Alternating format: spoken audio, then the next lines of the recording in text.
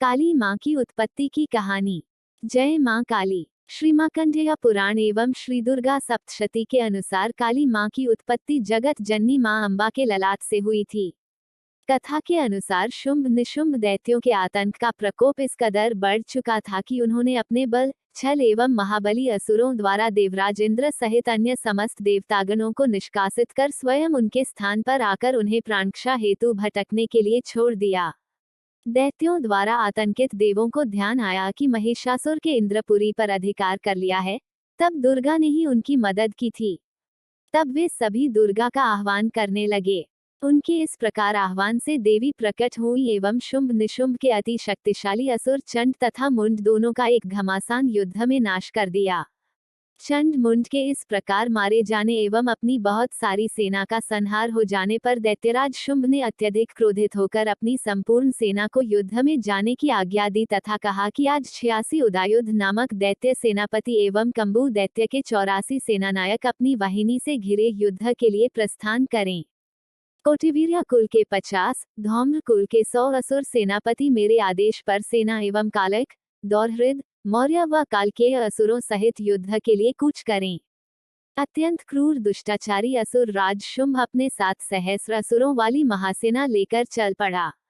उसकी भयानक दैत्य सेना को युद्ध स्थल में आता देखकर देवी ने अपने धनुष से ऐसी टंकार दी कि उसकी आवाज से आकाश व समस्त पृथ्वी गूंज उठी। पहाड़ों में दरारें पड़ गईं। देवी के सिंह ने भी दहाड़ना प्रारंभ किया। फिर जगदम्बिका ने घंटे के स्वर से उस आवाज को दुगना बढ़ा दिया। धनुष, सिंह एवं घंटे की ध्वनि से समस्त दिशाएं गूंज उठीं। भयंकर नाद को सुनकर असुर सेना ने देवी के सिंह को और मां काली को चारों ओर से घेर लिया। तदनंतर असुरों के संहार एवं देवगणों के कष्ट निवारण हेतु परमपिता ब्रह्मा जी, विष्णु, महेश, कार्तिकेय, इंद्रादि देवों की शक्तियों ने रूप धारण कर लिए एवं समस्त देवों के शरीर से अनंत शक्तियां निकलकर अपने पराक्रम एवं बल के साथ मां दुर्गा के पास पहुंची। तत्पश्चात समस्त शक्तियों से घिरे शिवजी ने देवी जगदम्बा से कहा, मेरी प्रसन्नता हेतु तुम इस समस्त दानव दलों का सर्वनाश करो। तब देवी जगदम्बा के शरीर से भयानक उग्र रूप धारण किए चंडिका देवी शक्ति रूप में प्रकट हुई। उनके स्वर में सैकड़ों गीदड़ों की भांति आवाज आती थी। असुरराज शुंभ निशुंभ क्रोध से भर उठे। वे देवी कात्यायनी की ओर युद्ध हेतु बढ़े। अत्यंत क्रोध में चूर उन्होंने देवी पर बाण, शक्ति, शूल, फरसा, ऋषि आदि अस्त्रों शस्त्रों द्वारा प्रहार प्रारंभ किया। देवी ने अपने धनुष से टंकार की एवं अपने बाणों द्वारा उनके समस्त अस्त्रों शस्त्रों को काट डाला, जो उनकी ओर बढ़ रहे थे। मां काली फिर उनके आगे आगे शत्रुओं को अपने शूलादि के प्रहार द्वारा विदीर्ण करती हुई व खटवांग से कुचलती हुई समस्त युद्ध भूमि में विचरने लगी।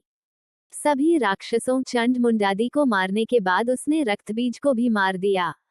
शक्ति का यह अवतार एक रक्तबीज नामक राक्षस को मारने के लिए हुआ था। फिर शुंभ निशुंभ का वध करने के बाद भी जब काली मां का गुस्सा शांत नहीं हुआ, तब उनके गुस्से को शांत करने के लिए भगवान शिव उनके रास्ते में लेट गए और काली मां का पैर उनके सीने पर पड़ गया। शिव पर पैर रखते ही माता का क्रोध शांत होने लगा। रक्तबीज का वध माता ने कैसे किया? ब्रह्मा जी के शरीर से ब्राह्मी, विष्णु से वैष्णवी, महेश से महेश्वरी और अंबिका से चंडिका प्रकट हुई। पल भर में सारा आकाश असंख्य देवियों से आच्छादित हो उठा। ब्राह्मणी ने अपने कमंडल से जल छिड़का जिससे राक्षस तेजहीन होने लगे।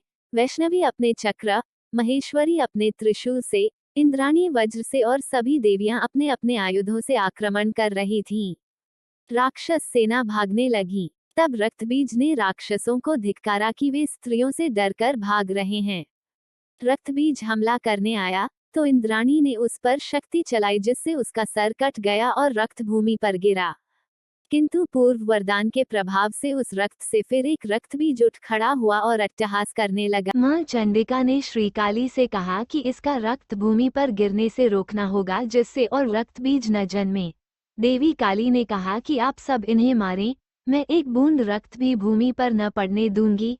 और ऐसा ही हुआ भी। जल्द ही सारे नए रक्तबीज युद्ध में मारे गए। तब रक्तबीज समझ गया कि काली उसे पुनर्जीवित नहीं होने दे रही हैं, तो वह चंडिका को मारने दौड़ा। तब चंडिका ने उसे मार दिया और काली ने रक्त को भूमि पर न गिरने दिया। देवता चंडिका की जय जयकार करने लगे। जय मां काली।